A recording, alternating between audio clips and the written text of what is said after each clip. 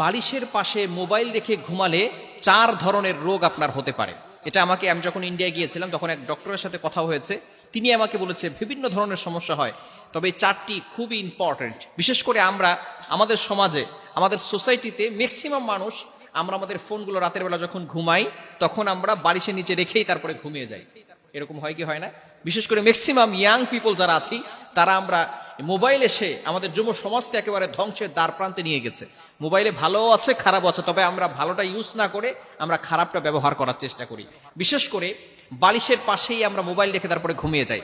আবার কিছু কিছু মানুষের ঘরে এমনভাবে সেটিং করা আছে, একেবারে ঘরের পাশে খাটের পাশেই তার চার্জারের জন্য ব্যবস্থা করা আছে।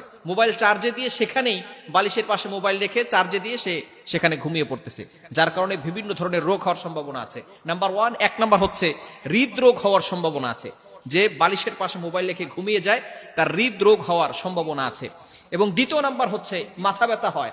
অনেক সময় আমরা বুঝি না কেন যেন মাথা ব্যথা হচ্ছে, ঘুম থেকে ওঠার পরে মাথা ব্যথা করতেছে। মাথা ব্যথা হওয়ার অন্যতম একটি কারণ হচ্ছে এই বালিশের নিচে মোবাইল রেখে দেওয়া। এবং তৃতীয় নাম্বার হচ্ছে ব্রেন ক্যান্সার হওয়ার সম্ভাবনা আছে। মানুষের ইন্টেলেকচুয়াল পাওয়ার, মেধা শক্তি দুর্বল হয়ে যায়। শুধু তাই নয়, ব্রেন ক্যান্সার হওয়ার একটা প্রবল সম্ভাবনা তার হয়ে যায় যদি বালিশের নিচে মোবাইল রেখে ঘুমায়। এজন্য অবশ্যই আমরা এই বিষয়গুলো থেকে দূরে থাকার চেষ্টা করব। এবং 4 নাম্বার হচ্ছে হার্টের সমস্যা হওয়ার সম্ভাবনা আছে।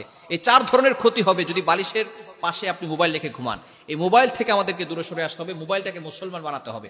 আমরা মোবাইলের ভিতরে শুধু অশ্লীল ভিডিও দেখি, যারা ফেসবুক ইউজ করি মোবাইলের ভিতরে শুধু বাজে ভিডিও, বাজে লিঙ্ক, এটা আমরা বন্ধুদের সাথে শেয়ার করে থাকি। খবরদার এটা করবেন না।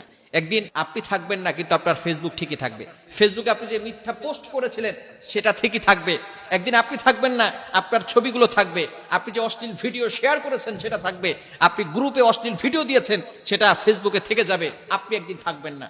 কিন্তু এই গুনাহগুলো অবশ্যই সদকায়ে জারিয়া হিসাবে আল্লাহ পাক রব্বুল আলামিন আপনার কবলে দিয়ে দিবেন। এজন্য অবশ্যই এই ফেসবুকটাকে মুসলমান বানাতে হবে। আপনি সঠিক কাজ করেন, স্ট্যাটাস দেন, সুন্দর সুন্দর পোস্ট করেন।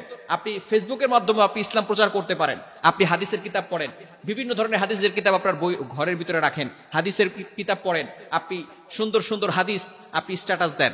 বিশেষ করে আপনার ফ্রেন্ড লিস্টে যারা থাকবে তারা সেখান থেকে হাদিস পড়ে, কোনো একটা হাদিস তার হেদায়েতের কারণ হয়ে যেতে পারে। সে যদি ভালো হয়ে যায়, সে যত ভালো কাজ করবে তারপর থেকে আল্লাহ পাক রব্বুল আলামিন একটা সওয়াবের পার্সেন্টেজ আপনার আমলনামায় দিয়ে দিবে। এজন্য মোবাইলকে আমরা ধ্বংসের বস্তু না বানিয়ে সেখানে আমরা মোবাইলের মাধ্যমে, ইন্টারনেটের মাধ্যমে আমরা হালালভাবে ইসলামটাকে প্রচার করার চেষ্টা করব।